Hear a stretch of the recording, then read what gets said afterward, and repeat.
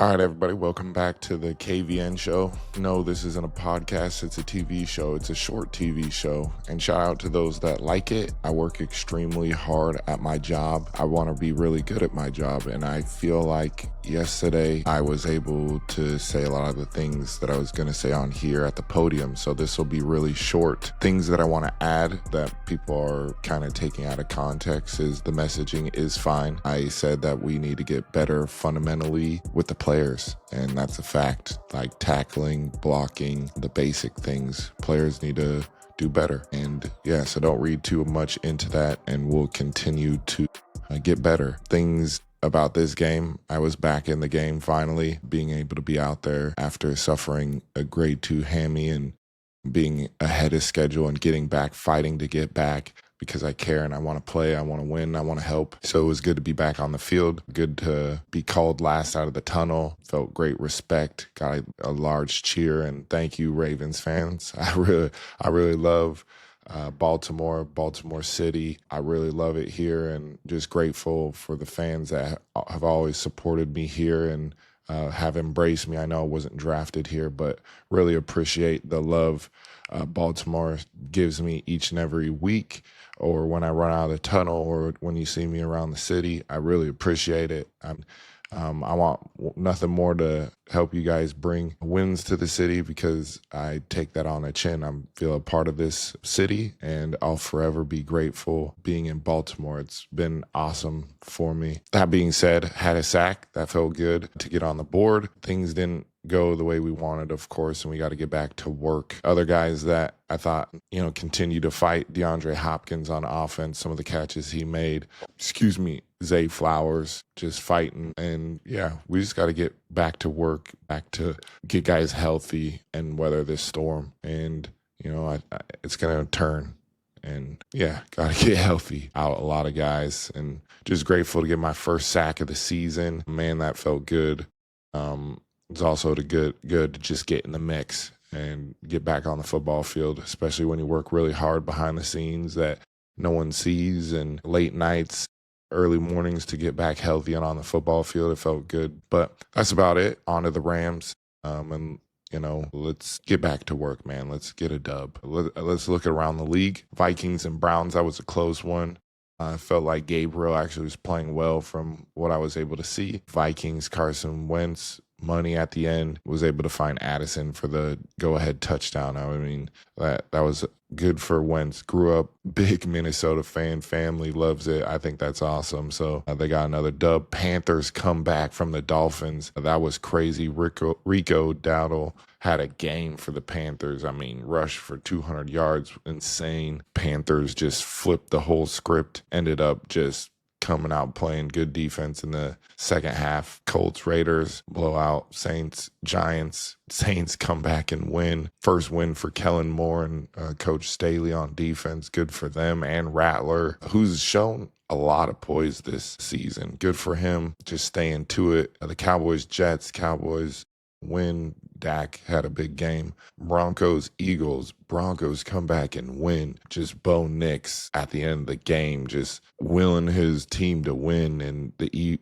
Eagles offense sputtered at the end, and the Broncos defense clamped down. And wow, a big win on the road for the Broncos. Excuse me. Sorry, my voice from yesterday. Titans, Cardinals, other comeback. Cam Ward gets his first win of the day. Jeffrey Simmons is a beast in that middle in the trenches, man. Come back and beat the Cardinals. Cardinals have the fumble before the end zone. Can't believe it, but we'll talk about that later. Buccaneers, Seahawks, Baker Mayfield. Oh my goodness. Against a really good Seattle Seahawks team at Seattle. What a thriller of a game that was. And then Sam Darnold showing a lot of competitive spirit. I mean, he had a huge 4th and 2 on the go-ahead touchdown.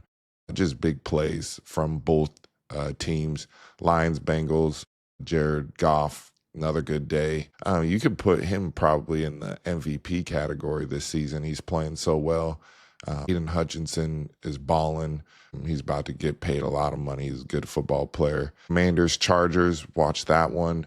Felt like Justin couldn't get in sync this game. Just had different plays. Like turnover in the red area that was tipped, went right to the Commanders defender. I mean, that was a tough break. And then, they were up 10, and then Jaden Daniels, I know he had a knee injury, but it didn't look like it. He was moving out there. And then the Sunday night game, Patriots, Bills, back and forth, just, in a sense of defense, and then a play here, and then more defense, and, turnovers were probably the big thing into this Patriots Bills back and forth defense offense a little bit. I mean, it was a good game. It was a tough game, division game. Stephon Diggs back in Buffalo had a really good game. I bet that felt really good. Bills, a lot of penalties, turnovers, just the execution. The turnovers were the big swings, though,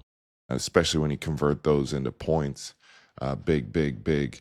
And then let's just go to the 2-minute drill. Here we go. 2 minutes. What does strong leadership look like in adverse times? Staying neutral, not getting too high, not getting too low. Continue the work, less talk, more action, and just continue to work. Put your head down and work, and be that positive energy and light. Keep going.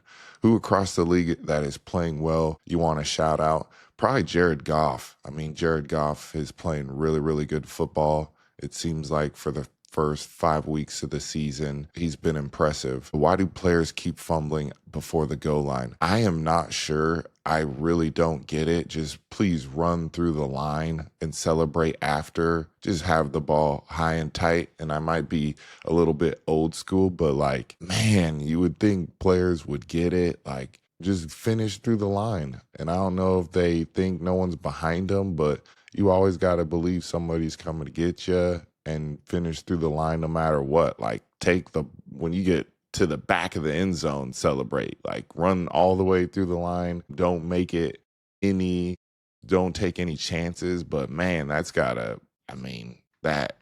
cost them. You could say it didn't cost them the game, but that was a big part of it. They would have went up 28-6, I believe. But man, that's crazy. Do you have extra motivation versus your former teams? Yeah, I think there's always a little bit of that, especially like, if it didn't go the way you wanted, or it just didn't work out. And sometimes you want to play harder versus coaches that gave up on you, or, you have a lot to prove that aren't on your team, that are on different teams. So yeah, I think you do have a little bit extra going against former teams that, fired you, or, didn't work out there. And what were your memories of Pink Breast Cancer Awareness Era? A lot of Pink. I thought it was great seeing Pink, and the awareness that was raised during that time. I think it was huge for breast cancer. And yeah, that was cool to represent those that were struggling and bringing awareness to it. That era was good. Thoughts on this fantasy trade with Tyler Algier at the BYU game? Let's click on it. That's a fair trade. Tyler Algier for Josh Allen, Justin Jefferson, and Travis Kelce. Oh, what a trade. What a trade. That guy is delusional. He probably lost fantasy football already and was hooking up one of his guys to split the money for the league. The commission needs to step in on that one. If you could swap jerseys with any player in the league right now, who would it be? That's a good question. Honestly, I don't really swap jerseys, to be honest. I'm weird. I just am the type of person that I don't want anyone's jersey except mine. My last name's on my jersey, so I don't need another dude's jersey. If I had a picture with them, probably have a picture signed and then put it in a book later. I don't know. I just that into the jersey, swapping jerseys. But yeah, I think it's cool that players do it. It's just not my thing. What's the most underrated NFL city to play in? Ooh, good question. It shouldn't take this long. I mean, underrated. I think Houston's good. I'd say it's underrated. Yeah, let's go Houston. Underrated. Looking ahead at the Rams, really good. Stafford, you could argue he's playing MVP level football. Puka Nacua looks like a top 3 receiver in the NFL. He's been balling. Devontae Adams still got it. Defense, you got their fronts playing really, really well.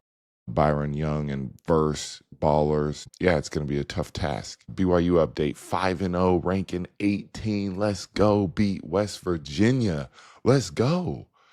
Did see Jack Kelly got hurt. He needs to get healthy. Hopefully it wasn't anything serious. I mean, it didn't look good. Sling, shoulder, don't like it. But 5-0. Going to Arizona next. About to be 6-0. Shout out Rob Gronkowski. We're about to beat y'all at your crib. So let's ride. And then after that, we got the big game, the Holy War. Let's get it. All right. Thanks, everybody, for tuning in. I appreciate you. Thanks. Yet again, this is a podcast TV show. It's 10 to 15 minutes. Hopefully that's okay with you. I'm going to get back to work. Don't you worry. Let's ride.